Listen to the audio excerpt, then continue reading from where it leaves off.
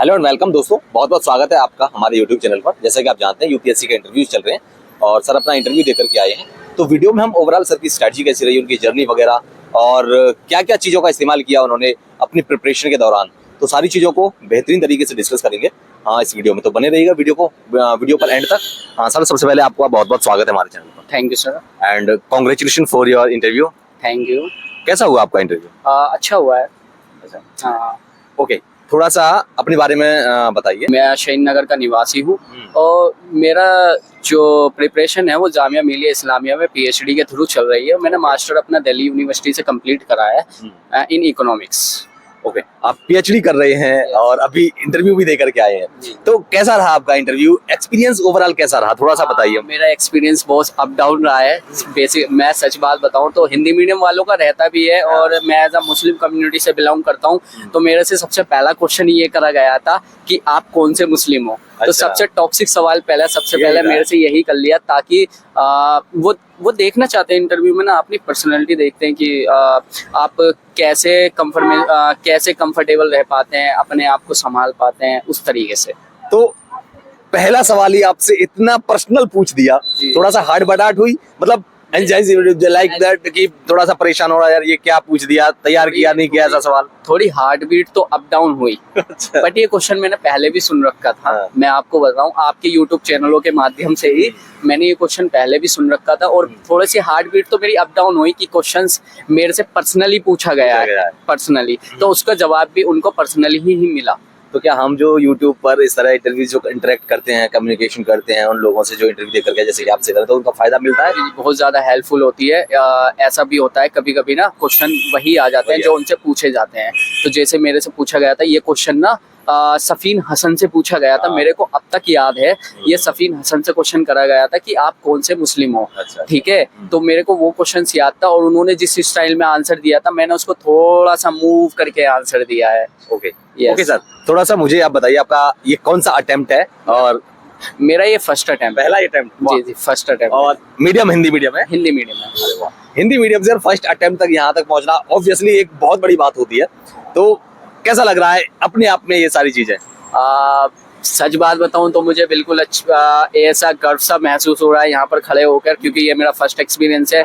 दूसरी चीज, मेरे को इतना फर्क नहीं पड़ता, ना मेरे पेरेंट्स को इतना फर्क पड़ता है कि क्योंकि मेरी पीएचडी बैकग्राउंड चल रहा है। तो मुझे इतना नहीं था कि लिख लेगा तो लिख लेगा, नहीं लिख लेगा। मैंने ऐसा कंफर्मेटली नहीं दिया, मैं इतना मेंटली नहीं था कि हाँ यूपीएससी ही चाहिए मुझे, यूपीएससी ही चाहिए मुझे, और अब चाहता हूँ मुझे चाहिए। Okay yes. तो थोड़े से सवाल बताइए, किस किस सवाल कहाँ से, कौन कौन से सवालों को टच किया, किस किस बैकग्राउंड से कहाँ से टच किया उन्होंने सवालों को, क्या देखना चाहते हैं वो एक्चुअली आपकी ना मेंटल स्ट्रेंथ देखना चाहते हैं कि आप कितने स्ट्रॉन्ग हो मेंटली, कि आंसर देने के कितने मेंटली स्ट्रॉन्ग पावर रखते हो। एग्जैक्ट आंसर इसी सेकंड के अंदर, इसी मिनट के अंदर, और पांच के सामने आंखों में आंखें डाल के तो आप आंसर दे सकते हो या नहीं दे सकते हो, वो ये रखते हैं। बाकी आप मना भी कर दोगे ना आंसर के लिए, जैसे मेरे से 3 ऐसे क्वेश्चन पूछे गए जिनके लिए मैंने मना कर दिया है कि सर मुझे मालूम नहीं है, मैं इसके ऊपर पढ़ूंगा जाकर। कौन कौन से क्वेश्चन थे वो ऐसे क्वेश्चन थे, एक तो हिस्ट्री से ही उन्होंने क्वेश्चन उठाया था कि जैसे मुगल्स एम्पायर चल रहा है और उसको हटाने की सब्जेक्ट को बात चल रही है, तो मैंने उसके ऊपर बोला सर मैं इससे रिलेट नहीं करता हूँ, मैंने इसको पढ़ा नहीं, मैं घर जाके इसके ऊपर नॉलेज करूँ। अच्छा, और इसके अलावा एक क्वेश्चन पूछा गया था, जब हिस्ट्री से ही था, मेरी हिस्ट्री थोड़ी सी अप डाउन रही है। एक हिस्ट्री से ही क्वेश्चन था कि उन्होंने पूछा था कि जब मुस्लिम्स धर्म फैलाया जा रहा था दिल्ली के अंदर, जब पैगंबर्स आए थे, जैसे निजामुद्दीन औलिया के थ्रू वो लोग आए थे, तो आप उससे कैसे वाकिफ रखते हैं? अगर आप उस टाइम पर होते तो आप अगर एज अ अलग रिलीजन में होते तो आप क्या करते उस रिलीजन के थ्रू? तो मैंने भी उस क्वेश्चन को थोड़ा सा टाल दिया। अच्छा, हाँ, मना कर दिया क्योंकि मैं उसके ऊपर कुछ ऐसा बोल पाता तो मेरे रिलीजन को टच होता। अगर मैं उसके थ्रू अपने आप को ऐसा बताता नहीं, मैं कॉन्फिडेंटली अपने धर्म को सपोर्ट करता, तो मैं एज अ कम्युनिस्ट कहलाता कि अपने विचारधारा जो है इनकी टॉक्सिक है थोड़ी सी विचारधारा, तो मैंने उसको स्किप करना ही बेटर समझा। ओके, तो क्या आप मुस्लिम कम्युनिटी से बिलोंग करते हैं इसीलिए आपसे इस तरह के सवाल बने? नहीं, वो सभी से होते होंगे शायद। पहले भी पूछे गए हैं ऐसे क्वेश्चंस, और ये आपको ना अंदर से देखना चाहते हैं कि आप माइंड से कितना स्ट्रांग है कि उस लेवल पे क्वेश्चंस के आंसर दे पाते हो या नहीं। और एज अ डिस्ट्रिक्ट कलेक्टर आप अपॉइंट हो गए इसके बाद, तो आपका बनता भी है ऐसे क्वेश्चन ना, क्योंकि एक डिस्ट्रिक्ट के अंदर ये जरूरी तो नहीं है कि वो मुस्लिम कम्युनिटी हो या हिंदू कम्युनिटी हो, वो तो मिक्स कम्युनिटी होगी ना वहाँ पर, तो आपको सभी को संभालना पड़ेगा, तो ऐसे क्वेश्चन उनके बनते हैं। इसके अलावा और सवाल जैसे कि आईआर वगैरह से, आपकी हॉबी से? हॉबी के जैसे मैंने अभी प्रीवियस में बताया, हॉबी से विराट कोहली से रिलेटेड मेरे से क्वेश्चन पूछा गया। जैसे हाल ही में मेसी आए हुए हैं, आज उनका दिल्ली टूर भी है, जैसे मेसी आए हुए हैं, ऐसी तरीके से अगर दिल्ली में वो आ जाए और विराट कोहली, अगर आपका डिस्ट्रिक्ट वही पड़े तो आप कैसे मैनेजमेंट करोगे, कैसे किस तरीके से करोगे? सिचुएशन में जैसे कोलकाता में अभी हुआ है हाल ही फिलहाल में, स्टेडियम का क्या हाल कर दिया है लोगों ने, क्योंकि उन्होंने मैनेजमेंट अच्छा नहीं कर रखा था। तो उससे रिलेट मैंने उनको यही बताया, मैंने बोला सर विराट कोहली की मैनेजमेंट के लिए पहले तो सिक्योरिटी इन्फॉर्म करी जाएगी, दूसरी चीज़ जो बैरियर पॉइंट्स हैं उनको बंद कर दिया जाएगा। जैसे कि हाल ही में कलकत्ता के अंदर ये हुआ कि पब्लिक को वो नहीं दिखाया गया जिस चीज़ से उनसे पैसे लिए गए, हम वो चीज़ दिखाएंगे जिस चीज़ से उनके से पैसा लिया जाएगा। और दूसरी चीज़ इसमें विराट कोहली की जैसे लियोन मैसी है, उनको तो लैंग्वेज भी स्पेंड नहीं होती है, लैंग्वेज वो समझ नहीं पाते हैं, वो केवल जर्मनी लैंग्वेज को कैरी करते हैं। तो हम ऐसा मैनेजमेंट करेंगे जिससे यहाँ भारत की अर्थव्यवस्था को नुकसान ना हो और भारत की सोच उनके मन में ऐसी ना जाए ताकि विरोधात्मक अवस्था में पड़ जाए वो। अच्छा। जी। कोई ऐसा सवाल जिसमें थोड़ा पैनिक हुआ हो, इसके अलावा जो आपने बताए, और कोई सवाल, या फिर आप पीएचडी कर रहे हैं यहाँ से कोई सवाल? मैं एक क्वेश्चन से पैनिक हुआ था बहुत ज़्यादा। उन्होंने मुझसे पूछा था, जैसे हाल ही में दिल्ली का एक्वाई लेवल बहुत ज़्यादा है, उन्होंने मुझसे क्वेश्चन कर लिया कि आप किस से ट्रैवल करके यहाँ तक आए हैं। अच्छा। किस चीज़ से? तो मैंने बोला पब्लिक ट्रांसपोर्ट से मैं ट्रैवल करके यहाँ तक आया हूँ। तो उन्होंने बोला किस चीज़ को आप साधन को कैरी करके आए हैं? तो मैंने टैक्सी बोला था कि टैक्सी को कैरी करा है। तो उन्होंने मेरे से एक क्वेश्चन पूछ लिया, क्या OD1 लाना इम्पोर्टेंट है या नहीं है? डायरेक्ट यस या नो में आंसर दे, डायरेक्ट यस या नो में। तो उसमें जब यस और नो आ जाता है ना, तो आप दोबारा प्री में आ जाते हैं कि यस या नो। तो मैंने उसको बोला OD1 को लाना, क्योंकि आप फिर इसको जस्टिफाई नहीं कर सकते। जी, जस्टिफाई करनी, आप उसके ऊपर थोड़ी सी बातें नहीं बना सकते जो आप बातें बनाने वाले हैं, उनको कन्विंस किया जा सके। तो मैंने बोला यस लाना चाहिए। अच्छा। मैं उसमें थोड़ा सा परेशान हूँ, मैं अभी तक उस क्वेश्चन को लेकर परेशान हूँ कि मैंने गलत तो नहीं बोल दिया है। अच्छा। बट मैंने अब जैसे मैं पढ़कर आया हूँ करंट से रिलेटिव, एक्वाई लेवल 456 है आज दिल्ली का, इतना डाउन हो चुका है। तो मेरा डिसीजन बिल्कुल ठीक था। अच्छा। क्योंकि दिल्ली गवर्नमेंट ने पहले भी OD1 का स्कीम लागू करी थी, तो उससे रिलेट मुझे ठीक ही लगा अपना आंसर। बाकी ओके, पहले ही अटेम्प्ट में इंटरव्यू तक पहुंचना, क्या ऐसा राज था, इसके पीछे क्या कारण था, तैयारी कैसे करी प्री की? क्योंकि प्री ही एक मेन बैरियर है, बहुत सारे बच्चे उसी में फिल्ट्रेट कर जाते हैं। देखें, फर्स्ट अटेम्प्ट पास करना ना 2 ही लोग पास कर पाते हैं, जैसे कि मैंने देखा, या तो जिसने 3 या 4 अटेम्प्ट दे रखे हों, वो फर्स्ट बारी यहाँ तक पहुंचेगा। ठीक है। 3 या 4 अटेम्प्ट वाला, या फर्स्ट टाइम वाला ही यहाँ तक पहुंचेगा। अच्छा। मैं ये नहीं बोलूँगा सेकंड राउंड, वो आपको परसेंटेज बहुत कम मिलेगी। ठीक है, परसेंटेज किसकी हाई मिलेगी? या तो जिसका लास्ट अटेम्प्ट बच रहा हो, 4th अटेम्प्ट या 6th अटेम्प्ट जिसका बच रहा हो, या जो फर्स्ट अटेम्प्ट अपना दे रहा हो, वो पहुंचेगा। क्यों? फर्स्ट अटेम्प्ट वाले को ये होता है कि मेरे पास खोने को कुछ नहीं है। क्यों? आधे बच्चे जो है वो ग्रेजुएशन से ही चालू कर देते हैं अपनी प्रिपरेशन। आजकल तो बहुत ज्यादा यूपीएससी हो रहा है दिल्ली के अंदर, तो ग्रेजुएशन से ही चालू कर देते हैं। ग्रेजुएशन में एडमिशन नहीं लेते, बट यूपीएससी की किताबें घर तक पहुंच जाती हैं सर। बट मेरा ऐसा था, मेरा PhD बैकग्राउंड है, तो मैं इतनी नॉलेज थोड़ी सी रखता हूँ कि मैं किसी भी टॉपिक को पढ़ूंगा तो मेरे तुरंत माइंड में उसकी स्टोरी बैठ जाएगी। मैं जो नए स्टूडेंट हूँ उनको यही बोलूँगा, डरना नहीं है, अपने बेस को इतना स्ट्रॉन्ग कर देना है कि वो क्वेश्चन कहीं से भी आए। जैसे एक मैंने 2024 का क्वेश्चन पेपर पढ़ा था प्रीलिम्स का, उसमें से क्वेश्चन पूछे गए थे कि इस साम्राज्य के अंदर कौन से सिक्के, अशोक साम्राज्य के अंदर कौन से सिक्के जारी करे थे। ठीक है, कौन से सिक्के जारी करे थे, उस पर कौन सी मोहर थी। अब बताइए कितना डीप क्वेश्चन है ये। तो जिसने NCERT अच्छे से पढ़ी है वही कर पाएगा, क्योंकि स्टैंडर्ड बुक में भी वो नहीं है। स्टैंडर्ड बुक में नहीं है। आप पूरी स्टैंडर्ड बुक कंगाल लीजिए, आप एक से एक स्टैंडर्ड बुक पढ़ लीजिए, बट आपको वो चीज़ नहीं मिल पाएगी। दूसरी चीज़, जब हमारा देश आज़ाद हुआ था 1947 में, उसके बाद क्या हमारा क्या कौन सी लग जाती है हिस्ट्री, आधुनिक भारत का इतिहास। आधुनिक भारत को बच्चे क्या करते हैं, आधुनिक भारत को बहुत अच्छे से पढ़ते हैं, मगर मध्य और प्राचीन काल को कभी पढ़ा है? थोड़ा पढ़ा है, बट क्वेश्चन वहीं से उठ के आ रहे हैं। ठीक है, जहाँ से आप छोड़ोगे ना वो वहीं से पकड़ेंगे, वो भी इतने समझदार हैं। आपका ऑप्शनल क्या रहा? मेरा ऑप्शनल था इकोनॉमिक्स। इकोनॉमिक्स। और पीएचडी किस में कर रहे हैं आप? इकोनॉमिक्स। इसीलिए इकोनॉमिक्स रखा? Yes sir. अगर आपको मैं आपको ये कहूँ कि आप, क्योंकि आपका बैकग्राउंड, एजुकेशनल बैकग्राउंड जो पीएचडी कर रहे हैं आप इकोनॉमिक्स में, इकोनॉमिक्स के अलावा आप अगर कोई दूसरा चूज करना चाहते तो कौन सा चूज करते थे? मैं करता PSIR। PSIR। Yes sir. Okay, वो किस लिए? वो इसलिए क्योंकि वो आपका इंटरेस्ट इसलिए या फिर? नहीं, मेरा इंटरेस्ट ऐसा कुछ नहीं है, इकोनॉमिक्स में इंटरेस्ट है। बाकी मैं PSIR इसलिए चूज करता, PSIR बोल रहा लार्ज सब्जेक्ट है, और हमारी GS में भी PSIR आता है, तो दोनों से कवर हो जाता है PSIR। और PSIR थोड़ा बेसिक सब्जेक्ट है, पॉलिटिकल अगर पढ़ोगे ना, इंटरनेशनल रिलेशनशिप, तो आधा करंट से ही कवर हो जाता है वो। एक्चुअली मेरा ये सवाल पूछने का जो मतलब था वो ये था कि अगर बच्चे जिनका बैकग्राउंड, मान लो ये एजुकेशनल बैकग्राउंड कुछ ऐसा हो जो वो उसको लेना नहीं चाहते हो, तो कौन सा सब्जेक्ट चूज करें ऑप्शनल में? मैं ये इसलिए पूछ रहा था इस सवाल को। ठीक है, आपने आंसर दे दिया, क्योंकि बैकग्राउंड थोड़ा सा और इंटरेस्ट वो चीजें मैटर करती हैं।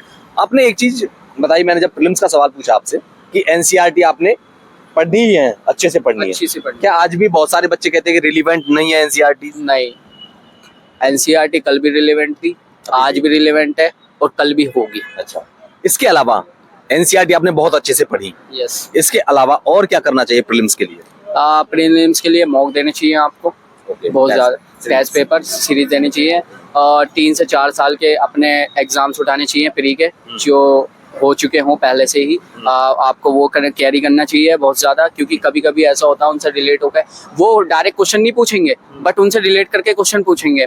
जैसे अभी मैंने बताया कि एक क्वेश्चन उन्होंने सिक्कों से रिलेट हिस्ट्री में पूछ लिया था, या फिर हमसे क्या पूछा था, G20 सम्मेलन से एक क्वेश्चन हमसे पूछ लिया था, तो वो उससे क्वेश्चन नहीं पूछेंगे, बट ऐसा हो सकता है कि उससे रिलेट वो क्वेश्चन पूछे, उसी जर्नी से वहाँ से कोई और क्वेश्चन उठा लें, तो वो क्या होगा, आपका पूरा टॉपिक कवर हो जाएगा।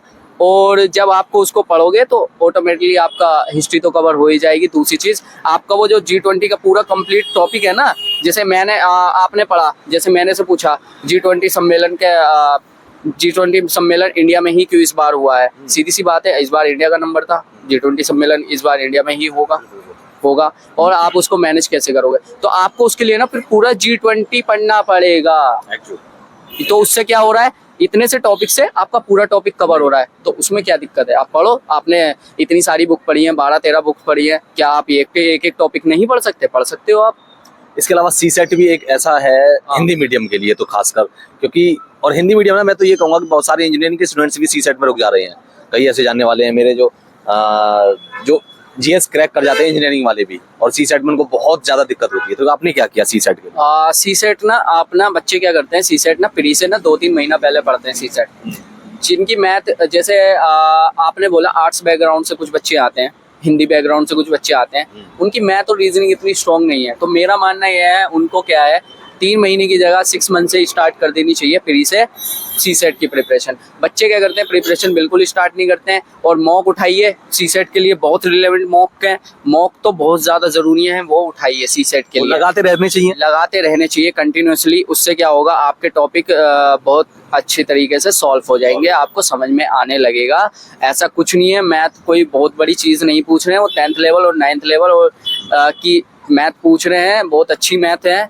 और मैं सीसेट के लिए तो यही बोलूँगा, सीसेट के लिए आप फोकस करें रीजनिंग पर जितना फोकस करेंगे आपका सीसेट उतना ही बेहतर होगा, पर ध्यान पे नहीं करे क्वेश्चंस, ठीक है, नहीं उसे छेड़े, क्योंकि वो ऐसा टॉपिक है, अगर आपने हल्का सा इधर से उधर कर दिया उसको पैराग्राफ को पढ़ने में, तो वो क्वेश्चन पूरा गलत हो जाएगा। और अब तो लार्ज पैराग्राफ आने लगे हैं, ताकि जिससे बच्चों को याद ही नहीं रहे कि मैंने क्या लाइन पढ़ी थी पिछली, तो उससे मेरे हिसाब से आपको सीसेट पढ़ना चाहिए। और मैथ। अच्छा, आपने कोचिंग वगैरह ली थी? नहीं सर, सेल्फ स्टडी से किया? सेल्फ स्टडी करी। अच्छा, जो बच्चे, अच्छा उससे पहले मैं थोड़ा सा सवाल पाऊंगा कि क्या कोचिंग लेनी चाहिए, या फिर किन बच्चों को कोचिंग लेने की जरूरत पड़ेगी? या फिर सेल्फ स्टडी से किया जा सकता है कि पूरा कुछ, क्योंकि आजकल तो यूट्यूब पर बहुत सारी चीजें अवेलेबल है। सेल्फ स्टडी से किया जा सकता है। और ऑब्वियसली आप खड़े हो सेल्फ स्टडी से करते तो अगर मैं यहाँ खड़ा हूँ तो आप भी खड़े हो सकते हो, जो भी मुझे सुन रहा है।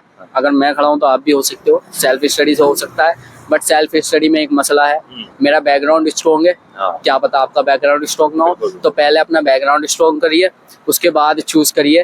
पहले ना, मेरा मानना ये है, जब आप शुरुआत करें ना इस जर्नी की, तो आप ना पहले पढ़ें, एनसीईआरटीज उठाएं, उसको पढ़ें। और आपको रिलेवेंट बहुत अच्छे से समझ में आ रही है एनसीईआरटी। थोड़ा टाइम लगता है चीज़ों को समझने में। वो कहते हैं ना कि मार के पेट से कोई सीख के नहीं आता, आपको सीखना पड़ता है। तो आपको थोड़ा सा टाइम लगेगा, बट आप सीख जाओगे। अच्छा, मैं जानना चाहूंगा, मान लीजिए अभी तो आप इंटरव्यू दे आए हो, सारा कुछ आपको पता है, और उसके बाद या फिर आपको बिल्कुल कुछ नहीं पता, अपनी पिछली प्रिपरेशन के अकॉर्डिंग अगर आप आज से तैयारी करना शुरू करें, एकदम जीरो नॉलेज अबाउट यूपीएससी, क्या करेंगे? कहाँ से शुरू करेंगे, कैसे करेंगे? मैं सबसे पहले फर्स्ट अटेम्प्ट में आप यहाँ तक पहुंचे। ओके, मैं सबसे पहले एनसीईआरटीज उठाऊंगा, 9th 10th 11th 12th NCERTs उठाऊंगा। सिलेबस को मैं कैरी रखूंगा, सिलेबस को साइड में प्रेफरेंस रखूंगा। पहले मैं एनसीईआरटी पढ़ूंगा विदाउट सिलेबस, ठीक है? क्योंकि हम जो सिलेबस के थ्रू देख के पढ़ते हैं ना एनसीईआरटी, उसमें हम खाली यही पॉइंट देखते हैं कि इन्होंने सिलेबस में पूछा क्या है, जबकि आपको पढ़ना सब कुछ चाहिए। मेरे हिसाब से पूरी एनसीईआरटी अच्छे से पढ़नी चाहिए। एनसीईआरटी पढ़ने के बाद आप सिलेबस उठाइए। मेरा सेकंड स्टेप यही होगा, मैं एनसीईआरटी के पढ़ने के बाद सिलेबस उठाऊंगा, सिलेबस को कैरी करूंगा, सिलेबस को अच्छी तरीके से रीड करूंगा कि वो हमसे कहना क्या चाहते हैं, हमसे पूछना क्या चाहते हैं और हमसे करवाना क्या चाहते हैं। 3 पॉइंट हमेशा याद रखें, ठीक है? फिर उसके बाद क्या करूंगा, मैं स्टैंडर्ड बुक्स उठाऊंगा अपनी। स्टैंडर्ड बुक के साथ मैं रेगुलरली न्यूज़पेपर उठाऊंगा करंट से रिलेटेड। मैंने तो जो द हिंदू को प्रेफरेंस करा है, आप भी ज़्यादातर द हिंदू को प्रेफरेंस करिए, क्योंकि बहुत अच्छा न्यूज़पेपर है, या दैनिक जागरण भी हो सकता है, बट मैं द हिंदू को ही बोलूँगा। उसके साथ आप स्टैंडर्ड बुक पढ़िए, एंड देन जब आपका हो जाए उसके बाद मॉक दीजिए। अच्छा, बहुत अच्छे से मॉक दीजिए। और जब आपका प्री पास आने लगे तो आप स्टैंडर्ड बुक ना पढ़ के एनसीईआरटी पे फोकस करिए दोबारा। अच्छा, दोबारा एनसीईआरटी इसको पढ़िए। फिर उसके बाद आप नोट्स तो बना ही चुके होंगे, जब आपने स्टैंडर्ड बुक पढ़ी हैं, अपने हिसाब के नोट्स उठाइए, उसको बार बार रीड करते रहिए, रिवीजन करते रहिए। Revision is the most important की इन दिस एग्जाम। रिवीजन ही सबसे महत्वपूर्ण। वो कहते हैं ना, एक गुरु को बनने के लिए भी 4 बार संध्या में बैठना पड़ता है, अर्ली मॉर्निंग उठना पड़ता है, and then early night early evening सोना पड़ता है। तो यही होती है रिवीजन, और यही होता है उसको कैरी फॉरवर्ड करना आगे, ठीक है ना? रिवीजन बहुत इंपॉर्टेंट है, आप रिवीजन करिए। रिवीजन तो एक दिन आप नहीं पढ़ेंगे, 2 दिन आप नहीं पढ़ेंगे, बट वो 1-2 दिन में रिवीजन होनी चाहिए। अच्छा, प्रीलिम्स और मेंस को साथ लेकर के चलना चाहिए, या फिर ऐसा है कि प्रीलिम्स को पहले तैयार कर लिया जाए फिर मेंस को किया जाए? क्योंकि मान लीजिए प्रीलिम्स ही नहीं हुआ तो फिर मेंस का क्या होगा, जब प्रीलिम्स ही नहीं हुआ तो, है ना? पहली बात तो यह है कि मेंस के बिना प्री हो ही नहीं सकता तैयार। अच्छा, पहली बात तो यही है कि मेंस के बिना प्री नहीं हो सकता। आपको मेंस पढ़ना ही पड़ेगा। मेंस को पढ़ना पड़ेगा, डीप पढ़ना पड़ेगा, बहुत ज़्यादा मेंस के थ्रू पढ़ना पड़ेगा। बट इतना हो सकता है कि आप एक चीज़ करें, जब आपका प्री आए तो आप उसको छोड़ दें। अच्छा, मेंस को। हाँ, फिर आप आ जाए मॉक पे कि कैसे कैसे क्वेश्चन आ रहे हैं। स्टैटिक क्वेश्चन उठाएं, अपने मेंस के सिलेबस से स्टैटिक क्वेश्चन खुद बनाएं। मैं तो ये कह रही हूँ, मैंने खुद क्वेश्चन बनाए। अच्छा। मैं डेली क्या करता था, सुबह के टाइम मॉर्निंग में उठता था, 50 क्वेश्चन बनाता था, एंड देन शाम को पढ़ के फिर उन 50 क्वेश्चन को सॉल्व करने की कोशिश करता था। डेली? हाँ, डेली। अच्छा। डेली मैंने प्री से 3 महीना पहले ऐसा करा है, ठीक है? खुद बनाता था कुछ क्वेश्चन, और मतलब आप डेली 50 क्वेश्चन लिखते थे? हाँ। 50 सवाल, आंसर राइटिंग 50 सवालों की करते थे आप क्वेश्चंस की? प्री से हाँ, अच्छा, प्री से रिलेटेड। जी। अच्छा। प्री से रिलेटेड, जिसमें 4 ऑप्शन होते थे, 1 क्वेश्चन होता था। मैं खुद बनाता था उनको 50 क्वेश्चन को, और मैं डेली करता था, और ये मैंने लगातार 3 महीने करा है लगातार। ऐसा ही मेंस में भी करते थे क्या? नहीं, ऐसा मैंने मेंस में नहीं करा है। मेंस में मैंने जामिया मिलिया फाउंडेशन से कराया है, तो वहाँ से मेरा कवर हो गया है। अच्छा जी, जामिया से, जहाँ उनका फाउंडेशन कोर्स है। जी, फाउंडेशन कोर्सेज। क्या वजह है कि जामिया से ही बहुत सारे बच्चे निकलते हैं हर बार, लाइक 30-35 बच्चे, 30-32 हर बार जामिया से क्रैक करते हैं ना? ऐसा ही है ना? वो रेशियो तो थोड़ा सा ऐसा ही है, बट ये होता है, हम तो ओबीसी से कनेक्ट रखते हैं थोड़ा सा ना, बट हमारे पास ओबीसी का सर्टिफिकेट नहीं आती, हम जनरल में ही है। अच्छा। हाँ, मगर हम जो रिलेट करते हैं वो ओबीसी से करते हैं। और जामिया क्या कराता है, जैसे आपके पास सोर्स नहीं है, मनी का सोर्स नहीं है आपके पास, तो Jamia as a foundation course कराता है एज अ मुस्लिमों को। अच्छा, ठीक है, तो मैंने तो इसलिए कैरी करा वहाँ से। बाकी उन्होंने इतनी अच्छी पकड़ है उनकी मेंस वगैरह पे, बहुत अच्छी पकड़ मतलब है। होलिस्टिक तैयारी हो जाती है जी जी जी जी। पीएचडी टीचर होते हैं, प्रोफेसर होते हैं जो आपको पढ़ाते हैं। अब उनसे अच्छा कौन ही पढ़ा सकता है। एक सब्जेक्ट के डॉक्टर्स, वही वाली बात है ना कि हड्डी का इलाज तो एक हड्डी वाला डॉक्टर ही कर सकता है ना। तो अगर उन्होंने उस सब्जेक्ट पे डॉक्टरेट कर रखी है तो उनसे अच्छा कौन पढ़ा देगा आपको। मेंस की स्ट्रेटजी पर आने से पहले मैं थोड़ा सा जानना चाहूंगा कि इस पूरी जर्नी में यूपीएससी की तैयारी के दौरान गाइडेंस कितनी जरूरी है किसी की? गाइडेंस बहुत इंपॉर्टेंट है, बहुत ज़्यादा इंपॉर्टेंट है। आपको बाहर से भी सपोर्ट मिलते रहना चाहिए। अगर आपके पास सपोर्ट भी नहीं है, आप दिल्ली में अकेले रह रहे हो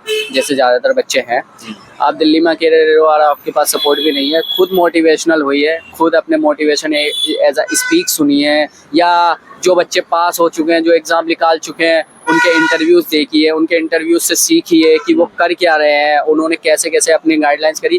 क्योंकि ऐसा होता है ना, कुछ बच्चे इंटरव्यूज़ में क्या है झूठ बोलते हैं, कुछ बच्चे बट सच बोलते हैं। ज़्यादातर 70% ऐसा होता है वो अपनी जर्नी को बहुत अच्छे से बताते हैं। तो उनकी जर्नी से आप सीखिए और उनकी जर्नी से मोटिवेशन होइए। अच्छा, घर में और कौन कौन है आपके?